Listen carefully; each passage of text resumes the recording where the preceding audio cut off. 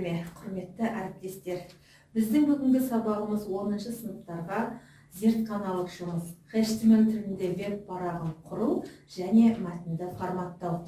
Бұл сабағымызды бірінші бастамас бұрын мен балдарды топқа бөлуді жөн көрдім. Яғни топқа бөлу арқылы екі топта біреуін монитор, біреуін процессор деп ат қойдым. Процессор деген бәрімізге белгілі компьютердің миы, яғни сол миды, монитор деген экран, сол миымызды экранда көрсету. Яғни біздің бүгінгі веб парағымызды ашқан уақытта әр баланың өзінің сайтын көру. Екінші, дескрипторды қолдандым. Дескриптор бұл жерде қазіргі таңда бізге БЖБ, ТЖБ алған кезде өте пайдалы. Және осы практикалық жұмыста не істеді, нені көрсете алды, сол бойынша өзіне баға беру. Енді бұл жерде балдар сайтты ашқанда не істеу керек? Яғни бұл жерде мен баспалдақты алып отырмын. Баспалдақта бала нені үйрендім, нені түсіндім, сол туралы айтып өтеді. Және рефлексия. Бұл жерде рефлексияға 2 жұлдыз 1 тілек деп алдым. Яғни әрбір бала айтқан сөзін өзіне тілек айтып, өзіне жұлдыз санау арқылы өздерінің сабағын ары қарай жалғастырады. Яғни емін-еркін сөйлей алады деген сөз. Яғни онда біз сабағымызды ары қарай жалғастырдық. Міне өздеріңіз көріп отырғандай балдар өздерінің әрбір практикалық жұмысын осылай қорғайды. Әрбір бала не істеді, жүгірмелі жол істеді ме, фон қойды ма, ары қарай бала, әрбір бала өзінің жұмысын қорғай біледі. Соныменен қатар балдар өздерінің дескриптор арқылы қандай жұмысты атқарды бәрін көрсетіп отырады.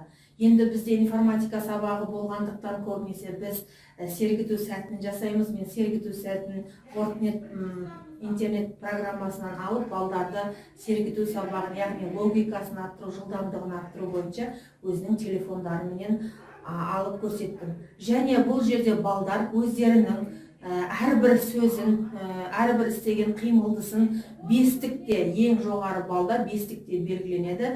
Бестік бойынша өздерінің бағаларын көре алады. Яғни бала бұл жерде қанша тетікшені басса, сонша жылдамдыққа арттыра біледі деген сөз. Енді мен әрбір баланы бағалаған кезімде өзім әр балаға нақты тоқтап, осы дескрипторда қалай жұмыс жасаған туралы оларға әр сабақтың, әр практиканы орындаған сайын марапат беру арқылы өтіп отырдым. Бізде Нұржан өте керемет бала.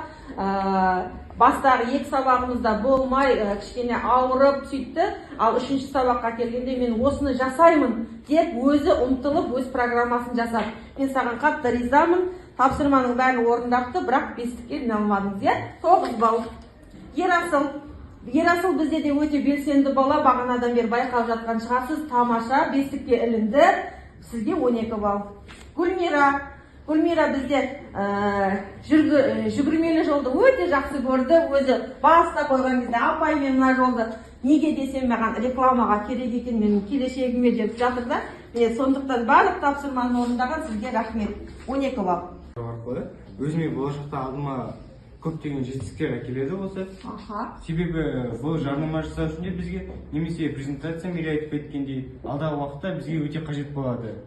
Не үшін қажет болады деп ойлайсыз? Себебі қазіргі таңда 21-ші ғасырда көбінесе бұрынғыдай қалам мен қағаз емес, қазір бәрі электронды түрде болғандықтан, болашақта бәрі электронды форматта болады деген ойдамын. Жарайсыз.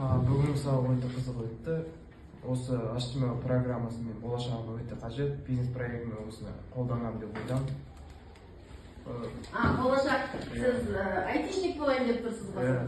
Рахмет. Құрметті әріптестер, міне өздеріңіз көріп отырғандай, бала өзінің ойын емін-еркін айта алады, істеген практикалық жұмысын көрсете алады, дескрипторды өте жақсы пайдаланды. Және біз информатика сабағында қауіпсіздік ережесіне мән беруіміз керек. Міне өздеріңіз көріп отырғандай, Wordpad интернет программасындағы ойынға да өте жылдам және тез жұмыс жасап берді деп ойлаймын. Осыменен бүгінгі сабағымыз аяқталды. Келесі көріскенше сау саламат болыңыздар.